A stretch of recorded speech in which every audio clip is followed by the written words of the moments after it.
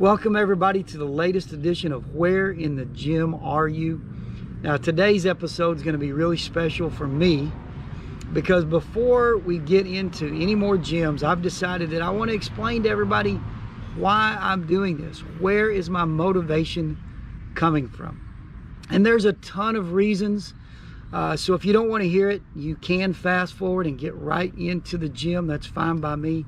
But I do want to take the time to recognize what has driven me to do this, you know, and starting with just the love of these gyms. Obviously, you know, the character and the ambiance of the gym, I'm drawn to that. The game itself has afforded me and provided me with just memories that will stick with me for a lifetime, that I'll cherish forever, and great relationships, of course. But the most important thing are the people that have inspired me to do this and will continue to inspire me to do this. I want to start with my dad, J.R. Brown. You know, there wasn't a day that went by that he wasn't involved in some sort of project. He had to be tinkering with something. He had to be fixing something. He had to be making something. That kept him occupied, and it kept him going, and it kept him young. And I loved watching him do that. And of course, later in life, he learned how to make jewelry, and he put a lot of smiles on people's faces, and he warmed a lot of hearts with the jewelry that he made for them. And he loved that. He absolutely loved that. And then, of course, and he had to do this just to get to work every day, but he loved to get into the pickup and drive around, and as he liked to say, let's go get a look at the lay of the land. So in order for me to get to all these gyms, obviously I get to drive around a lot, and I love that too, and that was inspired by my dad. And of course, this is a really big project for me. So those are two things I picked up from my dad that I really appreciate. And then I want to talk about my mom. You know, she grew up in a really big family in rural Texas. And that family was full of outlandish characters and tales. And I just loved hearing about them. And I guarantee you, inside these old gyms, there are stories that just go on forever. And that seemingly is the case with my mom's family. I loved hearing about those stories. And it just gave me an appreciation for a story, and these gyms, of course, are full of them. And my mom was she was from an athletic family. I mean, there were professional golfers, professional baseball players, and professional, and well, not professional football players, but an all Southwest Conference football player in my mom's family. And she played basketball. And I consider her a trailblazer, because anybody that played in the late 1940s and early 50s blazed a trail for everybody else. And she played in some historic basketball games. She's got some memorabilia from those days, and it's fun to look at that. So definitely the story aspect behind this is coming from my mom, and hearing about her days as a basketball player. That's a lot of fun too for me. And then last and certainly not least, you know, I want to recognize my wife, Andy Brown, in all this. You know, she gives me the blessing to go do it, and to leave home and spend a little bit of time doing it.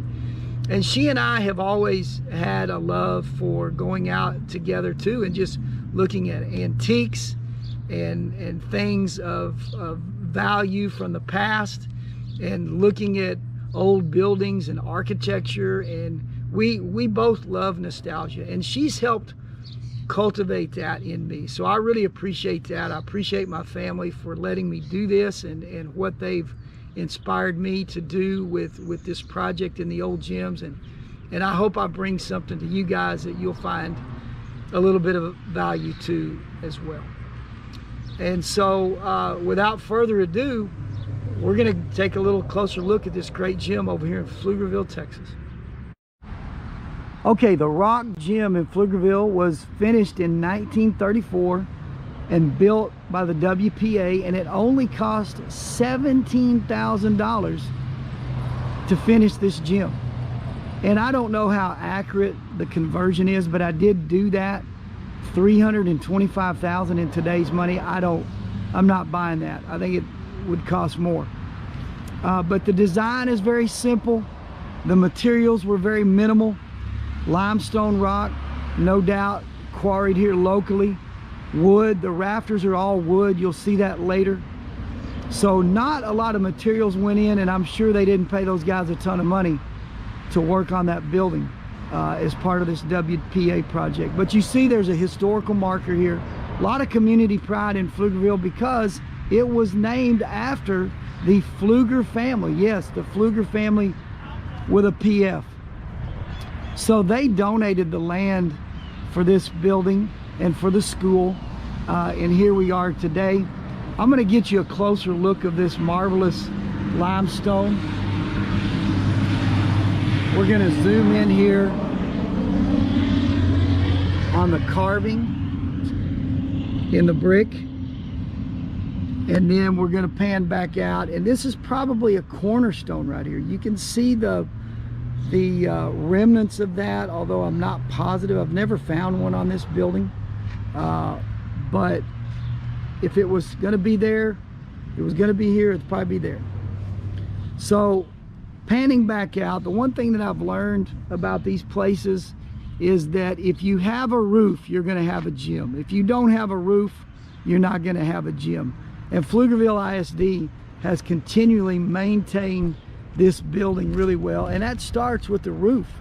When I first came over here to get pictures, I remember them telling me about how much money they just spent on the roof, and they had intentions of this building being with them for a really, really long time.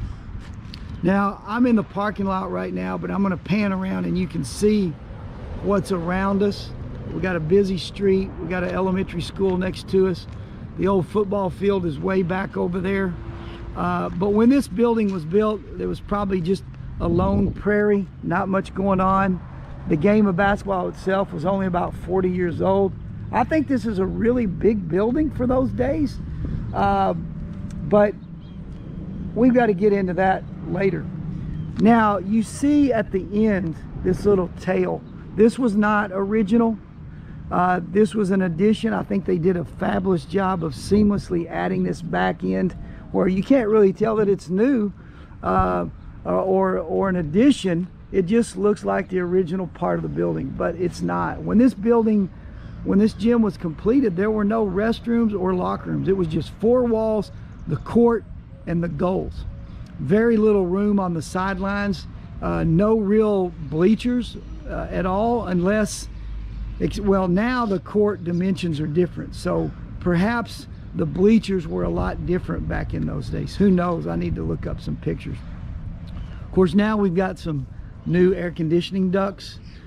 They've air conditioned this building. It's strictly used for administrative purposes now, although it wasn't too long ago where they did actually play basketball in here and use it as a youth development center along with some other things. So now at the end of this video, I'm going to tell you right now, and I do apologize, I don't have video of the interior. I just have still photos. So that's what's going to be on the remainder of this video. The fine folks at Pflugerville ISD way back when allowed me to get in here. I want to say thank you to Bill Clayton. He was instrumental in getting me in.